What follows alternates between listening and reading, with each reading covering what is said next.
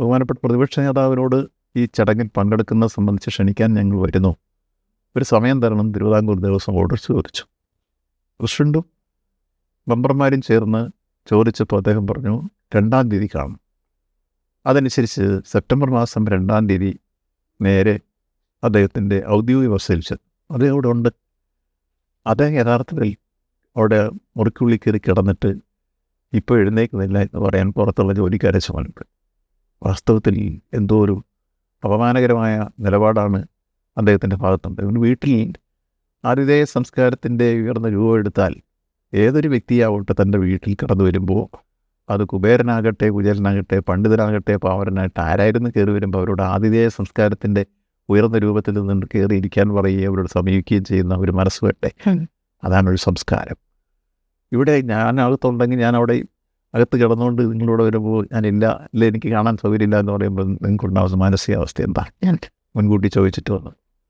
അപ്പോൾ അതൊരു പ്രതിപക്ഷ നേതാവ് വേണ്ട, ഒരു സാമാന്യ പൊതുപ്രവർത്തകൻ, ഒരു സാധാരണ മനുഷ്യനാണെ ചെയ്യില്ലാത്ത രൂപത്തിൽ ഒരു സമീപനം അദ്ദേഹം സ്വീകരിച്ചു. അപ്പോൾ എത്ര കണ്ട് അത് അങ്ങനെ ആ ചിന്തകൾ സങ്കുചിതമായി പോയി. യഥാർത്ഥത്തിൽ എന്തിനു വേണ്ടി അവർ തിരുവിതാംകൂർ ദേവസ്വം ബോർഡിൻ്റെ ആദ്യത്തെ പ്രസിഡന്റ് ആരാന്നറിയോ? യുവകനായ മന്നത്ത് പത്മനാഭന. അതിലെ മെമ്പർമാരൊന്ന് പ്രഗത്ഭനായ ആർ ശങ്കരനാരായണ അയ്യർ. ഈ ഒരു 3 പേരാ. അപ്പോൾ എത്ര ഉന്നത വീക്ഷണത്തിൽ രൂപം കൊണ്ടുവന്നാണ് തിരുവിതാംകൂർ ദേവസ്വം ബോർഡ്. 1251 ക്ഷേത്രങ്ങളുടെ ഭരണം ഇവരുടെ കയ്യിലാണ്. സ്റ്റാറ്റ്യൂട്ടറി പവറുള്ള ബോർഡാണ്.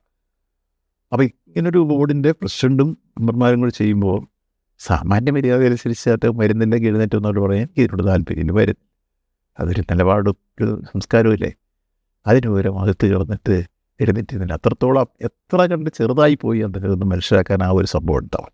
അവരിൽ നിന്ന് കൂടുതലും പ്രതീക്ഷിച്ചിട്ട് കാര്യമില്ല. അപ്പോൾ നമ്മൾ സാധാരണ ഒരു വഴഞ്ചൊല്ല് പറയല്ലേ, വഴഞ്ചൊല്ലിൽ നമ്മുടെ ബൈബിളിൽ പറയുമല്ലോ, നസ്രത്തിൽ നിന്ന് നന്മ പ്രതീക്ഷിച്ചിട്ട് കാര്യമില്ല, ആ പ്രതിപക്ഷത്തിൽ നിന്ന് ഒരു നന്മ പ്രതീക്ഷിച്ചിട്ട് കാര്യമില്ല.